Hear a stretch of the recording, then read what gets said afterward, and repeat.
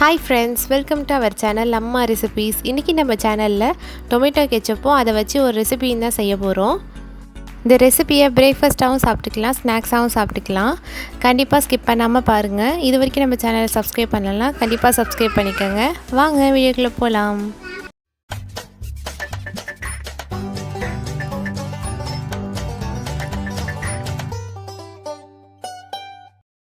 Tomato ketchup செய்கிறதுக்கு 5 kilo தக்காளி எடுத்திருக்கேன். தக்காளியை நல்லா வாஷ் பண்ணிவிட்டு கட் பண்ணி எடுத்துக்கலாம். இந்த மாதிரி குட்டி குட்டியாகவும் கட் பண்ணிக்கலாம், இல்லைனா ஒரு தக்காளியை 4ஆக கட் பண்ணுவோம்ல, அந்த மாதிரி கூட கட் பண்ணி நம்ம சேர்த்துக்கலாம். அது நம்மளோட விருப்பம் தான், எப்படி வேணாலும் சேர்த்துக்கலாம். இந்த மாதிரி தக்காளி கொஞ்சம் சீப் அண்ட் பெஸ்ட்டாக கிடைக்கும் போதே பல்காக வாங்கி நம்ம இந்த மாதிரி செஞ்சு ஸ்டோர் பண்ணி வச்சுக்கலாம்.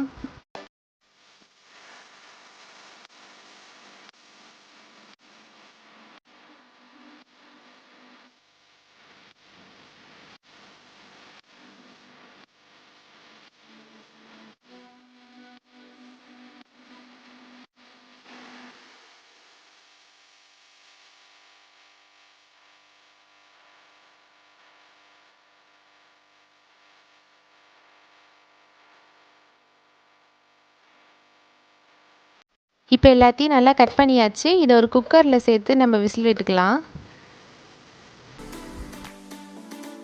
இப்போ எல்லாத்தையும் குக்கரில் சேர்த்தாச்சு. 1 டம்ளர் அளவுக்கு தண்ணி ஊற்றினா போதும். உப்பு அதெல்லாம் எதுவுமே போட தேவையில்லை. சும்மா அப்படியே க்ளோஸ் பண்ணி 2லேருந்து 3 விசில் விட்டால் போதும்.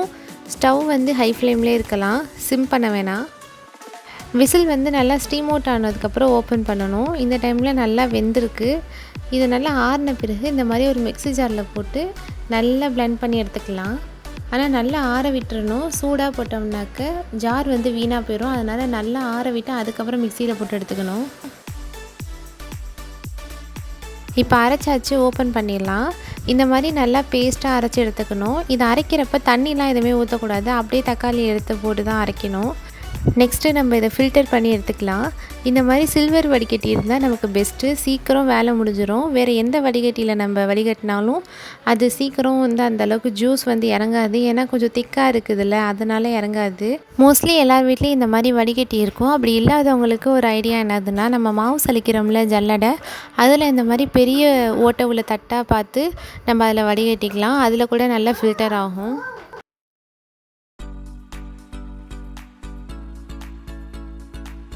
இப்போ இதை வடிகட்டியாச்சு. இதை வடிகட்டினதில் நமக்கு வேஸ்டேஜ் வந்து இவ்வளோ தான் கிடச்சிருக்கு. இதை ஒரு தட்டில் ட்ரான்ஸ்ஃபர் பண்ணி வச்சுக்கிட்டு இப்போ எல்லாத்தையுமே நம்ம வடிகட்டி எடுத்துக்கலாம். இப்போ எல்லாத்தையுமே ஃபில்டர் பண்ணி எடுத்தாச்சு. இது எல்லாத்தையும் ஃபில்டர் பண்ணதில் இவ்வளோ தான் நமக்கு வேஸ்டேஜ் கிடச்சிருக்கு. இதை நம்ம அரைச்ச மிக்ஸி ஜாரில் சேர்த்து அதோட கொஞ்சம் தண்ணி சேர்த்து அதுக்கப்புறம் நம்ம ஃபில்டர் பண்ணிக்கலாம். நம்ம டைரெக்டாக தண்ணி ஊற்றுறதுக்கு பதிலாக இந்த மாதிரி கூட சேர்த்துக்கலாம்.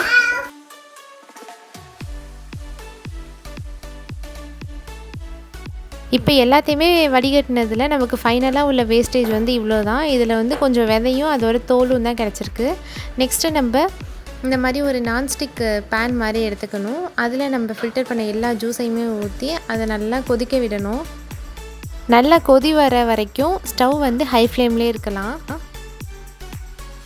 இப்போ கொதிக்க ஸ்டார்ட் ஆகிடுச்சு. இந்த டைமில் ஸ்டவ் வந்து மீடியம் ஃப்ளேமில் இல்லைனா லோ ஃப்ளேமில் வச்சுக்கலாம். நான் எதுக்கு நான்ஸ்டிக் பேன் எடுத்துக்க சொன்னேன்னா, மற்ற பாத்திரமாக இருந்தால் அது கொதிக்கிற டைமில் அடிப்பிடிச்சிரும்.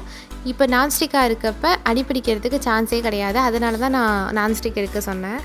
இப்போ நல்லா கொதிச்சிட்ருக்கு. இந்த டைமில் 1/4 டீஸ்பூன் அளவுக்கு உப்பு சேர்த்துக்கலாம். நெக்ஸ்ட்டு ஒரு 1/2 டீஸ்பூன் அளவுக்கு தனி மிளகாய் தூள் சேர்த்துக்கலாம்.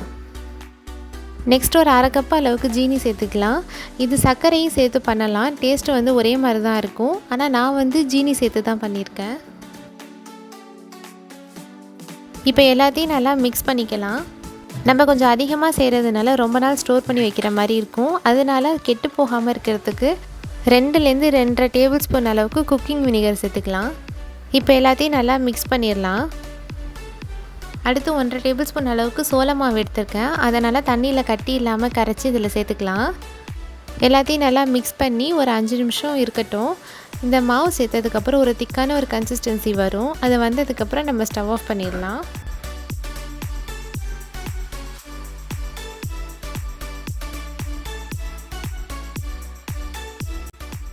நம்மளோட டேஸ்டான டொமேட்டோ கெச்சப் வந்து சூப்பராக ரெடி பண்ணிட்டோம்.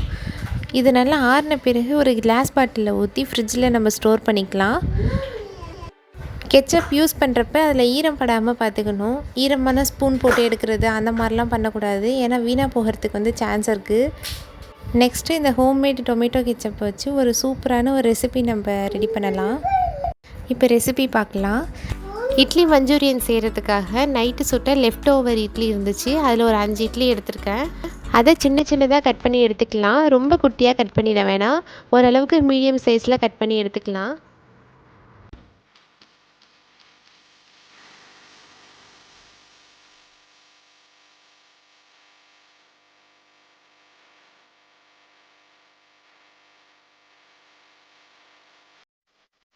இந்த மாதிரி எல்லா இட்லியுமே கட் பண்ணி எடுத்துக்கலாம்.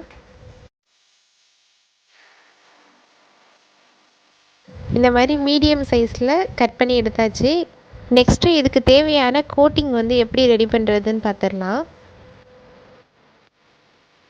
இப்போ 3 டேபிள் ஸ்பூன் அளவுக்கு அரிசி மாவு எடுத்திருக்கேன். அடுத்து ஒரு 3 டேபிள் ஸ்பூன் அளவுக்கு கார்ன்ஃப்ளவர் மாவு எடுத்திருக்கேன். இது கூட கொஞ்சமாக உப்பு சேர்த்து இதை நல்லா தண்ணி ஊற்றி கரைச்சி எடுத்துக்கலாம். நம்ம பஜ்ஜி போடுறதுக்காக பஜ்ஜி மாவு கரைச்சி எடுத்துப்போம்ல, அந்த மாதிரி கரைச்சி எடுத்துக்கலாம். கொஞ்சம் தண்ணியாக இருந்தால் தான் அந்த இட்லி நம்ம சேர்க்குறப்ப கரெக்டாக இருக்கும். அதனால கொஞ்சம் தண்ணியாக நம்ம கரைச்சி எடுத்துக்கலாம். இப்போ நம்ம கட் பண்ணி வச்சுருக்க இட்லியெல்லாம் இதில் சேர்த்து பரட்டிக்கலாம். நெக்ஸ்ட்டு ஒரு பேன் எடுத்து அதில் கொஞ்சமாக எண்ணெய் சேர்த்துக்கலாம். எண்ணெய் நல்லா சூடானதும் ஒவ்வொரு இட்லியாக அதில் சேர்த்து நல்லா ஃப்ரை பண்ணி எடுத்துக்கலாம்.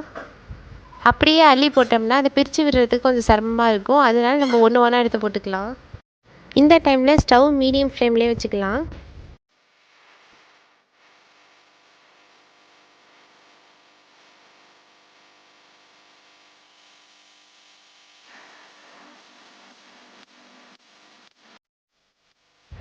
கோல்டன் ப்ரௌன் வந்துருச்சு. இது எல்லாத்தையுமே ஒரு பிளேட்டில் ட்ரான்ஸ்ஃபர் பண்ணிக்கலாம்.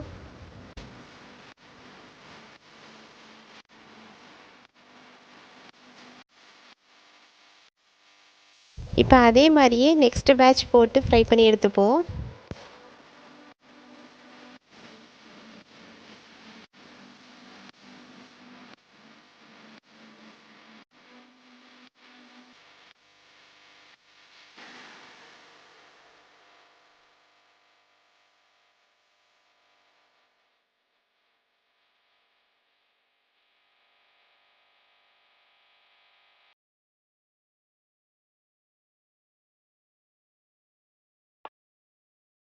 இப்போ எல்லாத்தையும் ஃப்ரை பண்ணியாச்சு. நமக்கு இந்த அளவுக்கு கிடச்சிருக்கு. நெக்ஸ்ட்டு இதுக்கு தேவையான மசாலா இப்போ நம்ம ரெடி பண்ணிடலாம். இப்போ அதே பேனில் தேவைப்பட்டால் கொஞ்சமாக எண்ணெய் சேர்த்து ஒரு பெரிய வெங்காயம் பெரிய சைஸில் கட் பண்ணி சேர்த்துக்கலாம். வெங்காயம் நல்லா வதங்கி கோல்டன் ப்ரௌன் வந்ததுக்கப்புறம் ஒரு கேப்சிகம் பெரிய சைஸில் கட் பண்ணி சேர்த்துக்கலாம். இப்போ கொஞ்சமாக தேவையான அளவு உப்பு சேர்த்துக்கலாம். அடுத்து ஒரு டேபிள் ஸ்பூன் அளவுக்கு சோயா சாஸ் சேர்த்துக்கலாம்.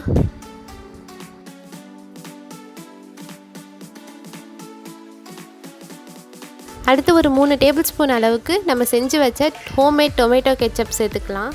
இது எல்லாத்தையும் இப்போ நம்ம மிக்ஸ் பண்ணிக்கலாம். அந்த ஃப்ரை பண்ண இட்லி சேர்த்ததுக்கப்புறம் நமக்கு கெச்சப் பத்தலைனாக்கா அதுக்கப்புறமும் சேர்த்துக்கலாம். இப்போ நம்ம ஃப்ரை பண்ணி வச்சுருக்க இட்லி சேர்த்து எல்லாத்தையும் நல்லா மிக்ஸ் பண்ணிப்போம். நம்ம ஃபஸ்ட்டு சேர்த்த கெச்சப் வந்து சுத்தமாக பத்தலை, அதனால் இன்னொரு ஒரு 3 டேபிள் ஸ்பூன் அளவுக்கு நம்ம செஞ்ச கெச்சப் சேர்த்துக்கலாம். இப்போ தான் கரெக்டாக இருக்குது. மஞ்சூரியனுக்கு தேவையான ஒரு ஜூசினஸ் வந்து இப்போ தான் வந்திருக்கு.